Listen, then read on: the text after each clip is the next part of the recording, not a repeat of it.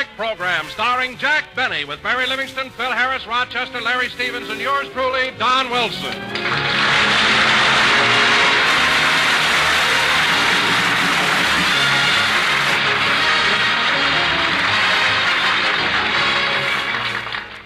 Ladies and gentlemen, about 3 hours ago, Jack Benny left home for the studio. Rochester was driving him, and on the way they had a little tire trouble, so let's go back and find out what happened. How much longer before you'll have the spare on, Rochester? Just a couple of minutes. Couple of minutes. Would have been fixed long ago if I'd have done it myself. Hand me the wrench, will you, boss? The wrench? Here. That's the screwdriver. Oh, the wrench. Here. That's the pump. Oh, here. That's the hubcap. Oh, you want the wrench? The wrench. You're back to the screwdriver again. Oh. Let's go around again, boss. I need the rest. What? You know, boss, you just ain't mechanically minded. I am, too. Then why do you call me every morning to screw the cap back on your toothpaste? Look, just hurry with the tire, will you? I'm almost finished. Good. I just can't understand having a blowout. A very good tire. It's a General. I know, but you've run this General down to a buck private. Stop being silly. That tire hasn't got so many holes in it. It hasn't. Boss, the inner tube could be arrested for indecent exposure. What? Even the wheel is ashamed to go around with it.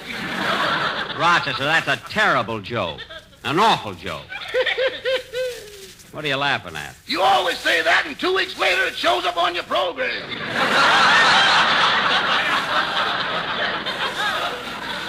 It does not. Now, come on, you're all through. Let's get going, will you? You know, Rochester, one of the reasons I haven't fixed this car up is that I've been thinking of getting a new one. Really, boss? Yeah. I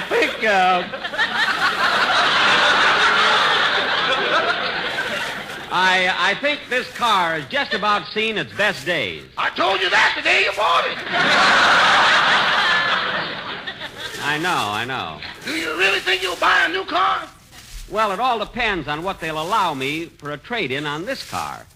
How much do you think they'll appraise it for? Boss, when a car gets this old, they don't appraise it, they weigh it.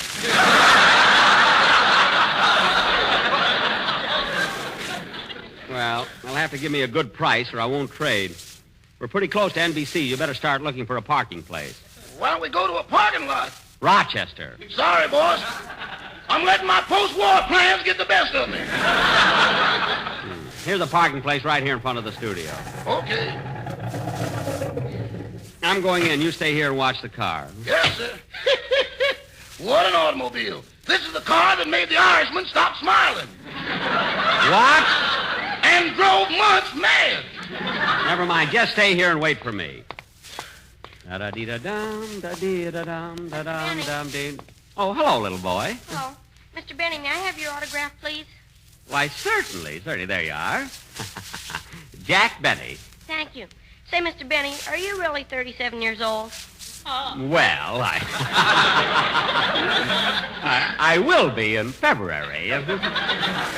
How old are you, Sonny? 5. Only 5? Well, I will be in June.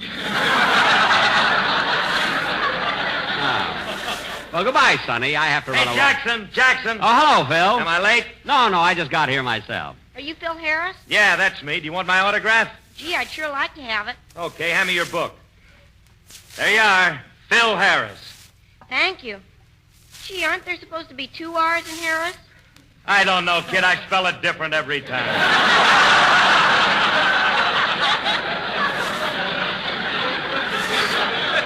Come on, Phil. Let's go. Hey, Jackson, what's that you got under your arm? Oh, it's a box of candy I'm giving Mary. Just a little surprise. You know, she was so nice to me when I was in the hospital last week. Come on, let's go in. You know, Phil, on the program today, I wish you'd play... Hiya, Jack. Hello, Philzy. Well, Cass Daly. Hiya, Cass.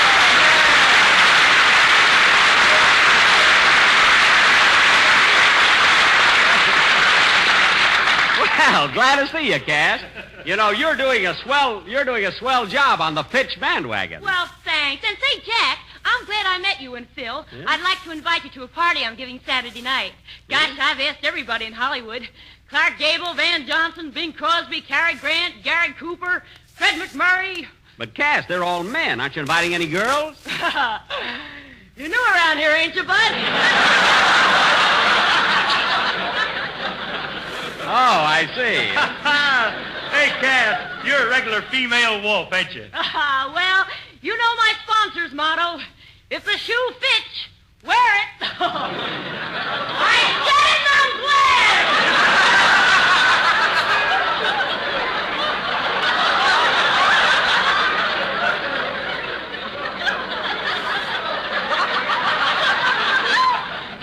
Why? What's wrong, Cass? See you later. So long, Jack. You know, Phil, it's fun coming down to the broadcast every week. You see the old gang like Cass Daly and all the others. Yeah. You know, Jackson Cass lives out in my neighborhood. She does? Yeah. You only get to see her once a week, but I get to see Cass daily. Oh, Harris, you said it and nobody's glad. Phil, how can you think of all those corny jokes? I don't know, Jackson. They just come to me. Well, isn't there someplace you can hide? You know, Phil, those are the kind of jokes that made the Irishman stop smiling and drove Muntz mad. If Rochester thinks I'm going to wait 2 weeks, he's crazy. No, sir. What did you say, Jackson? Nothing. Hey, there's Larry rehearsing a line. Come on, Phil, let's go over to my dressing room, will you? Come on.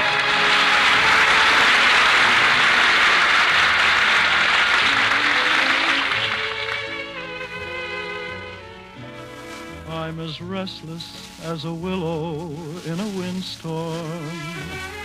I'm as jumpy as a puppet on a string. I'd say that I had spring fever, but I know it isn't spring. I am starry-eyed and vaguely discontented, like a nightingale without a song to sing. Oh, why should I have spring fever when it isn't even spring? I keep wishing I were somewhere else, walking down a strange new street, hearing things that I have never heard from a girl I've yet to meet. I'm as busy as a spider spinning daydreams. I'm as giddy as a baby on a swing. I haven't seen a crocus or a rosebud or a robin on the wing, but I feel so gay in a melancholy way that it might as well be spring. It might as well be spring.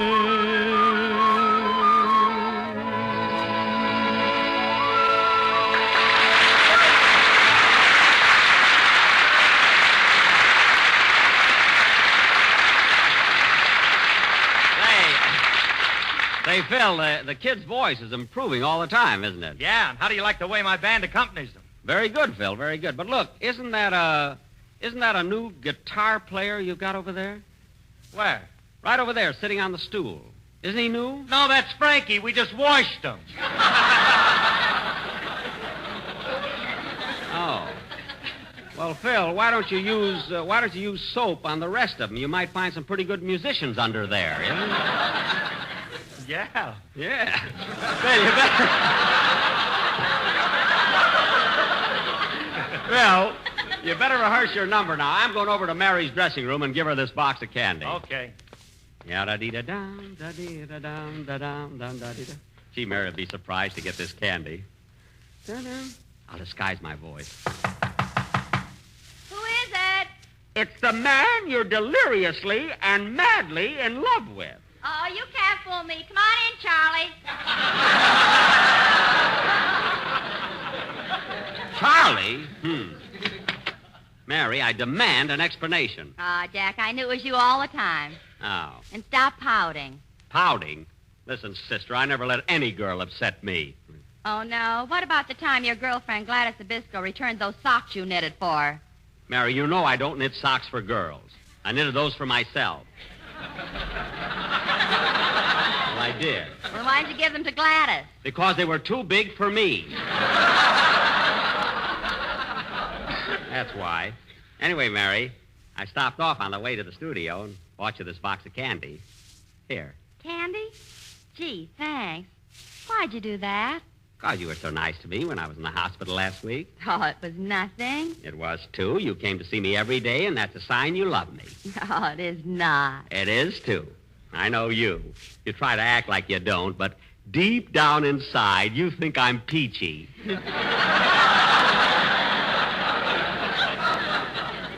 Oh, sure. I think you're ginger peachy with whipped cream and a cherry on top, a root toot toot, and a tutti fruit.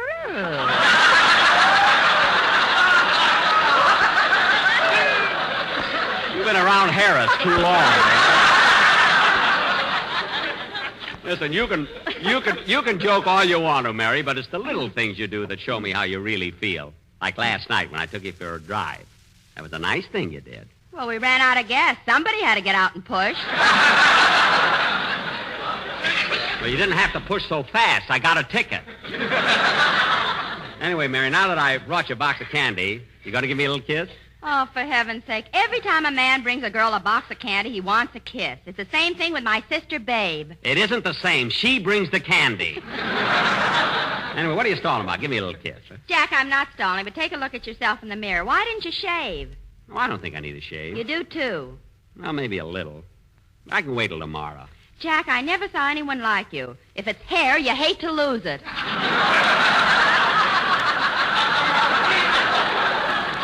I'll get cleaned up later. I got to run back to my dressing room now and get ready for the show. So long. So long. Oh, Jack, I meant to tell you, sometime when you're thinking of using a guest star, why not get Boris Karloff? Boris Karloff? Yeah, I heard him on Fred Allen's program last week, and he was wonderful. Well, what do you know? Boris Karloff and Fred Allen on the same program. That's like two totem poles broadcasting from the La Brea tar pit. I'll see you later, Mary. Okay. I can't get over it. Karloff and Allen on the same program. That's like two totem poles. Oh, I said that. I must stop parking my gum on my glasses.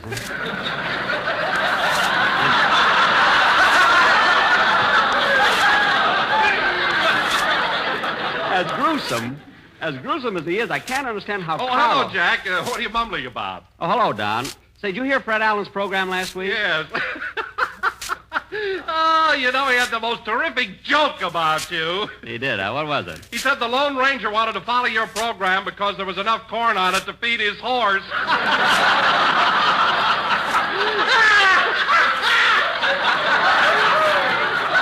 That's the first time I ever saw a man laugh himself out of a job.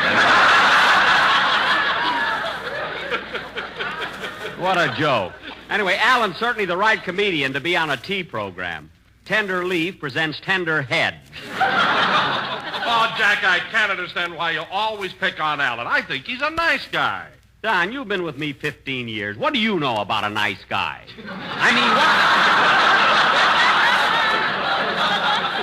What makes you think Allen's so nice? Do you like his jokes? No, but I like his smokes. What? He's a Lucky Strike fan. Fred smokes Lucky Strikes because he knows they're made of the lighter, the finer, the naturally milder tobacco.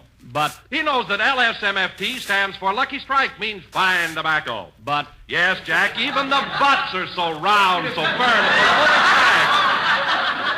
so so free and easy on the draw. I know, Don, I know. Look, and I'll see you later. I got to go back to my dressing room. Gee, that was a pretty good gag I thought of. Tender leaf presents tender head. I'm solid tonight. Well, I guess I better put my tie on and... Gee, Mary's right. I do need a shave. I wonder if I've got time to...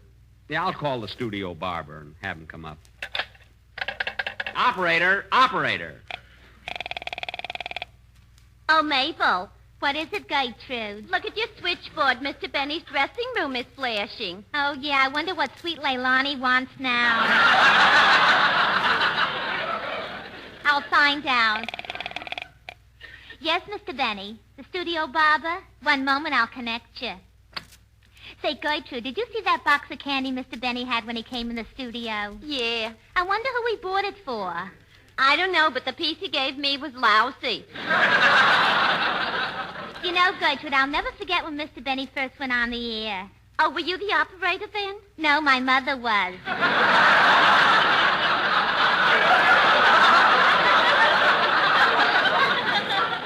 See?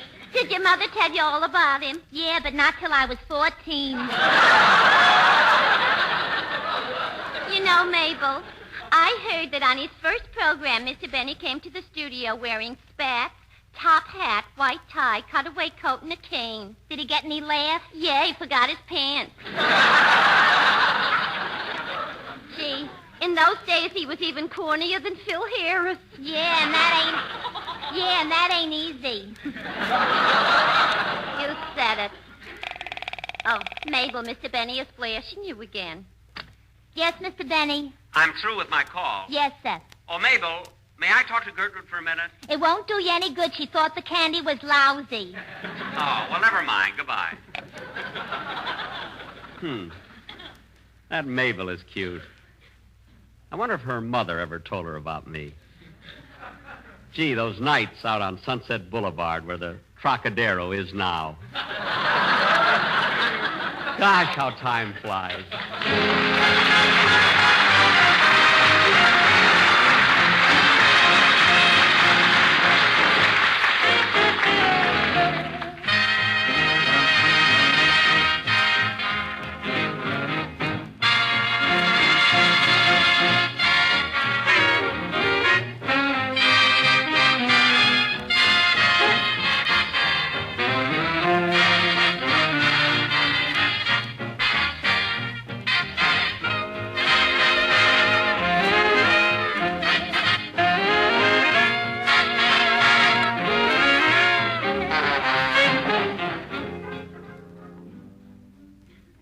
Gee, I wish that barber would get here. I called him 10 minutes ago. Say, Jack, What is it, Mary? I just went over the script, and do I have to do this awful joke in here? What awful joke? This one here where you say to me, Mary, why is a cat that walks on the beach like St. Nicholas? Well? And then I have to say, because it has sandy claws.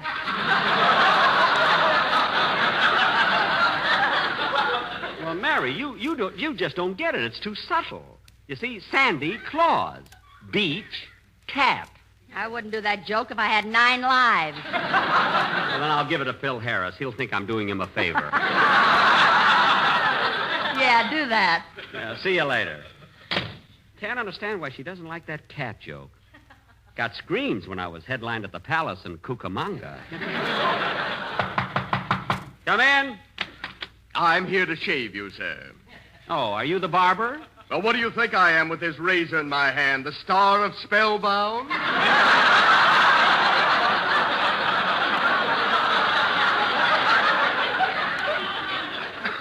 I always have to run into him. Now, let's see if I have everything. Soap, brush, razor, and plasma.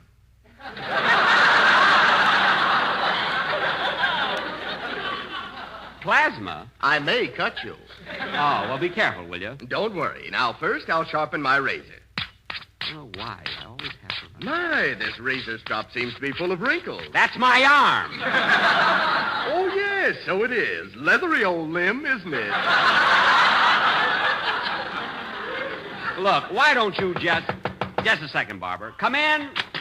It's me, Mr. Benny Flanagan, the detective. Oh, come in, Mr. Flanagan. Sit down over here. Thanks. Who's there? Oh. It always sounds like I'm being followed.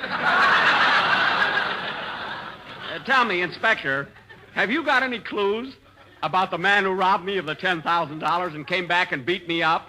No, I'm here to settle an argument. My captain says that the description you gave of the crook was that he had a cauliflower ear, scar on his cheek, a broken nose, and a little wart in his chin. But I said that you said that the crook had a cauliflower ear, scar on his neck, a broken nose, and a little mole on his chin. Well, you were right, Inspector. Yeah, I know it was a little mole instead of a little wart.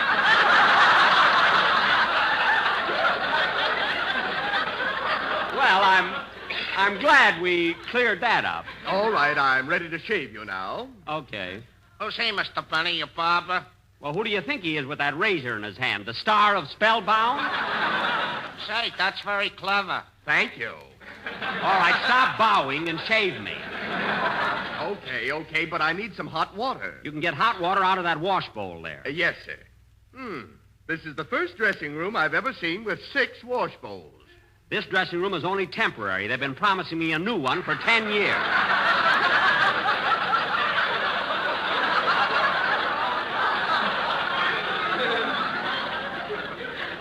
Now, Inspector,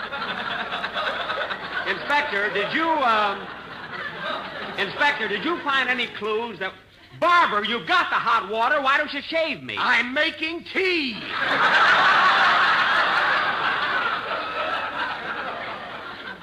Oh. Now, Inspector, did you find any other clues that would lead to the capture of the hold-up man? Well, I found one man that was wearing brass knuckles, and his fingerprints was exactly the same as the ones we found on your vault. Well, that was the man. Why didn't you arrest him? I didn't have the heart. He was my brother. I don't care if he was your brother or not. It was your duty to arrest him. Oh, I couldn't do that. Why not? He's sending me through detective college.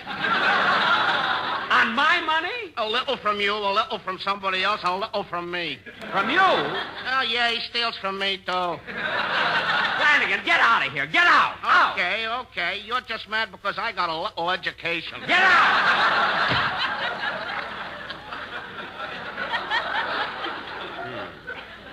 This is all Steve Bradley's fault.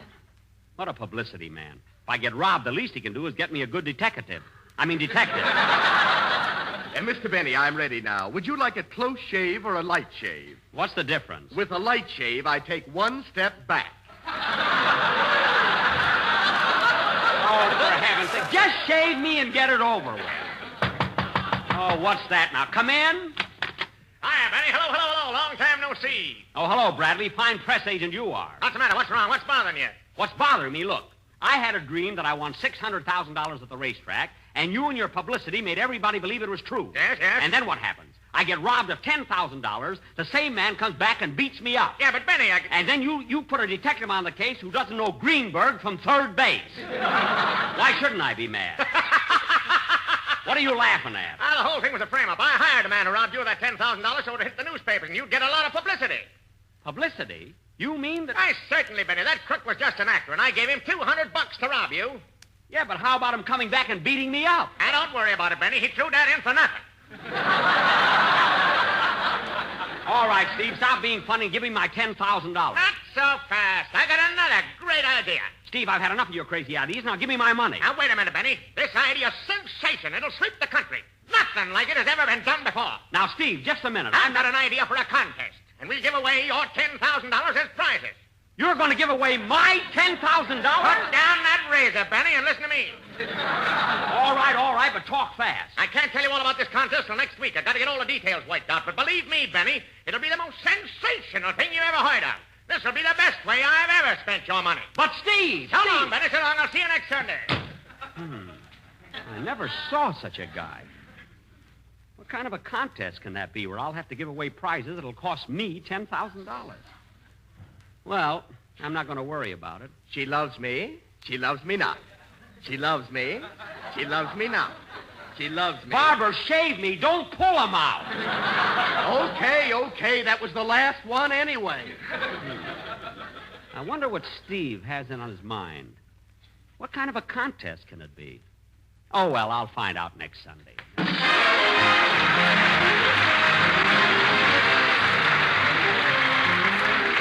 Ladies and gentlemen, be sure to listen in next Sunday and find out what this contest is all about.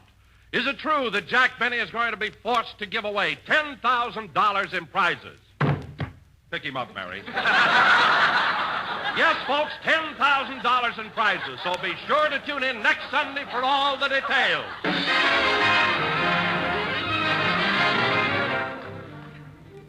Ladies and gentlemen, Christmas is just 1 month away, and if our gifts are to reach their destinations on time, we should mail them early.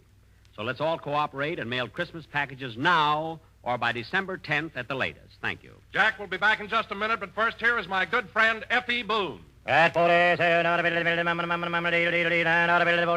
sold American. In a cigarette, it's the tobacco that counts. And Lucky Strike means fine tobacco. Yes, Lucky Strike means fine tobacco. Mr. Alexander G. Irvin, independent tobacco warehouseman of Reedsville, North Carolina, said, As a tobacco man, I can tell you why Lucky Strike is a milder, better-tasting cigarette. Lucky Strike buys the mild, fragrant tobacco that makes for top smoking enjoyment. That's why I've smoked Lucky's for 11 years. Quote, Lucky Strike buys the mild, fragrant tobacco that makes for top smoking enjoyment. Unquote. Yes, in a cigarette, it's the tobacco that counts. And Lucky Strike means fine tobacco. So smoke that smoke of fine tobacco, Lucky Strike. The famous tobacco auctioneers heard on tonight's program are Mr. L.A. Speed Riggs of Goldsboro, North Carolina. And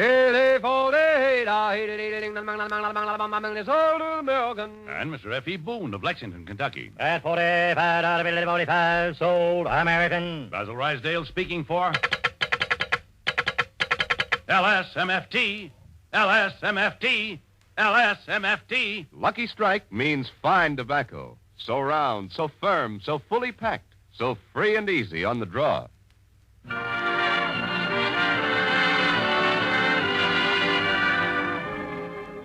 Gee, Mary, I wonder what this contest can be that Steve Bradley has in mind. I don't know, but he's crazy enough to do anything. That's what worries me. Gee, if I'd have listened to him, it would have been me instead of Itchy stuck in that tunnel. Oh, well, we'll just have to wait and find out. Good night, folks.